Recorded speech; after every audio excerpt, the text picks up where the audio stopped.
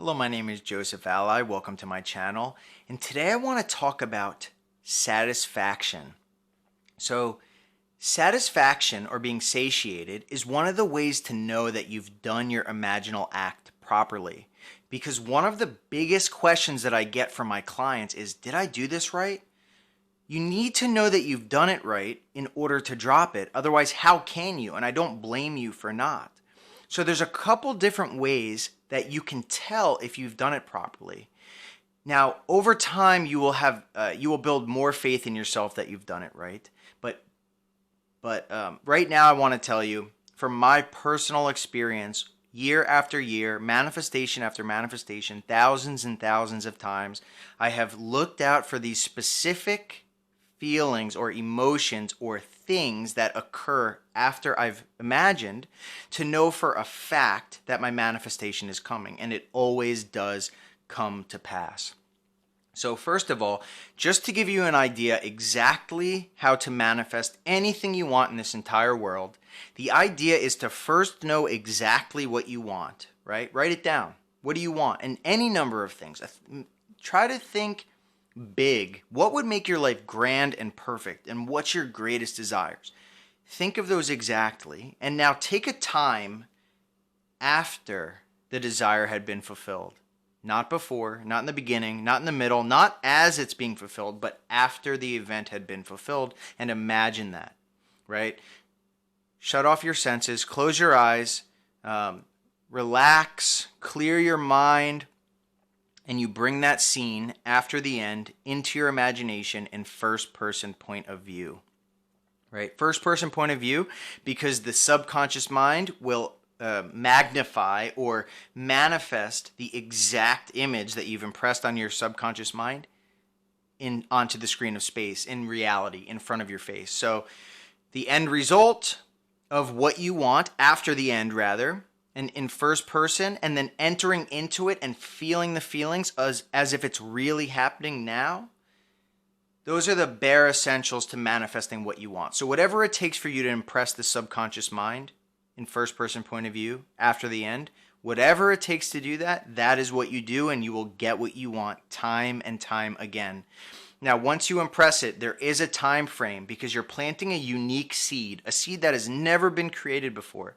And each thing has its own gestation period, its own appointed hour in which it will fall into the ground, and then from which it will ripen and manifest in this world. You never have to worry about how it's going to happen, because in the seed itself will contain a pattern. The pattern has all the details that are necessary for you to get what you want. Now, after you've imagined, this is what I want you to look out for. There's a feeling of satisfaction that you will get after you've imagined properly, as if you've experienced it in reality. Now, this is how you can tell, am I experiencing the future in the future, or am I experiencing it now? It's very important to experience it now. That's how you're going to get that satisfied feeling. Because if you can emulate the exact nature of the event that would happen, but bring it into your imagination instead of experiencing it here in this physical world, bring it into your imagination, a bridge of incidents will unfold. A pattern will erupt, a bridge which will lead you exactly to the end. So, the whole vast world is a reflection of our mind, of our subconscious. And the subconscious is either being impregnated by the external world or the internal world. Regardless if it's external or not, it will always pass through the imagination first, pass through our consciousness, and be painted with our assumptions, beliefs, ideas, judgments.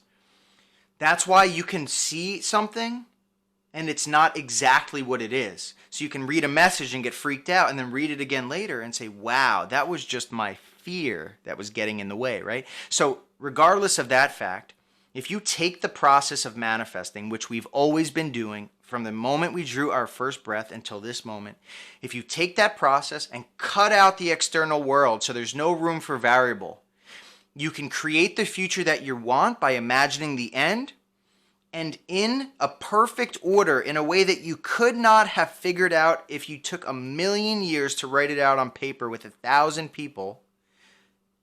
The universe or I call it God, inside of us will have a perfect plan of fruition to get you to where you got to go.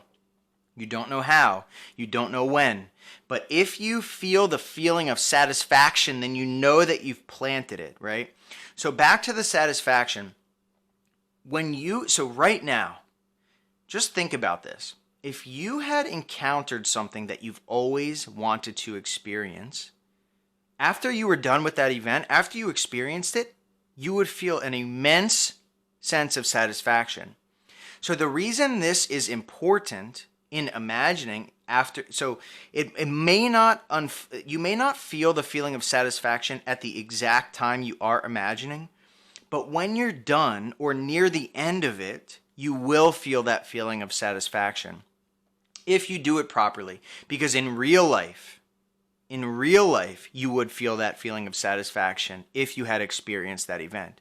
Now, the whole idea here is to mimic or copy or emulate exactly what you would be feeling naturally if this thing was unfolding in reality.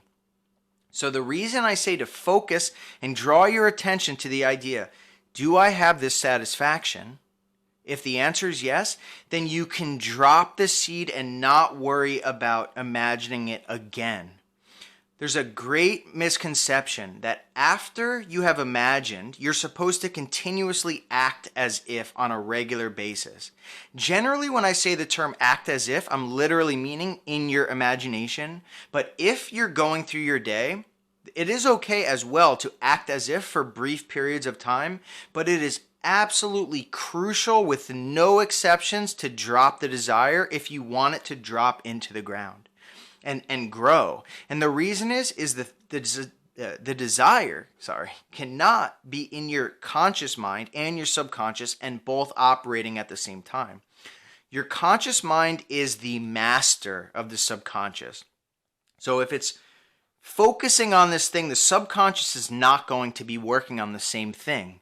The only way for it to grow, and through thousands and thousands of trial and error with this, I've proven that you must walk away. And this is what Neville Goddard says as well. He says, man does not get his desire because he constantly conditions the desire. And conditioning is like conditioning the seed, continuously compressing it, modifying it, altering it.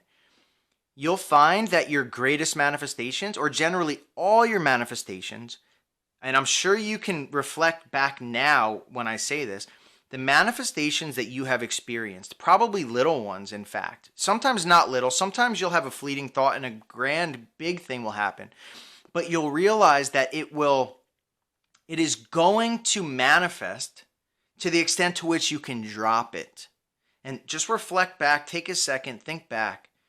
Those fleeting thoughts that you've had that have manifested, right? Like today I was with a friend.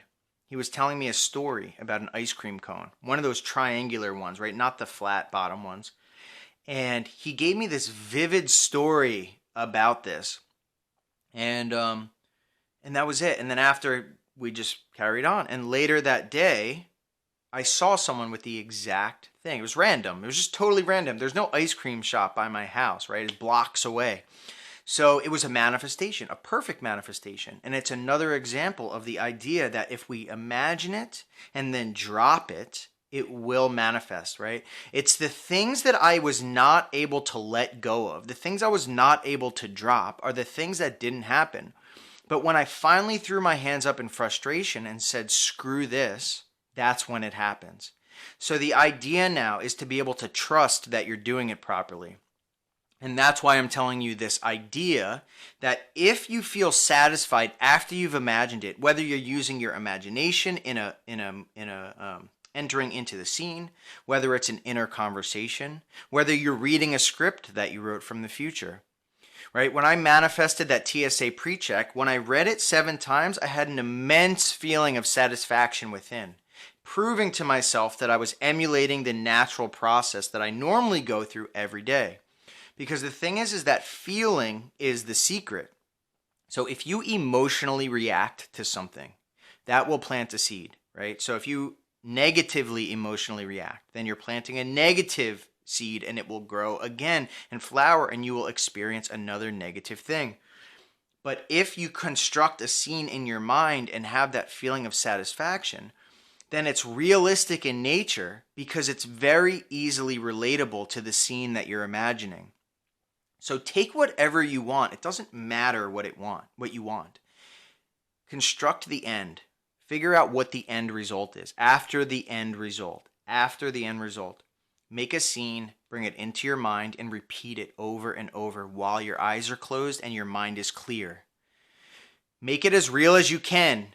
At a certain point, it will feel solidly real. You can stop then, and that satisfaction will be there, and you know that you've done it properly. If you don't get that satisfaction, repeat this until you get the satisfaction, day after day after day.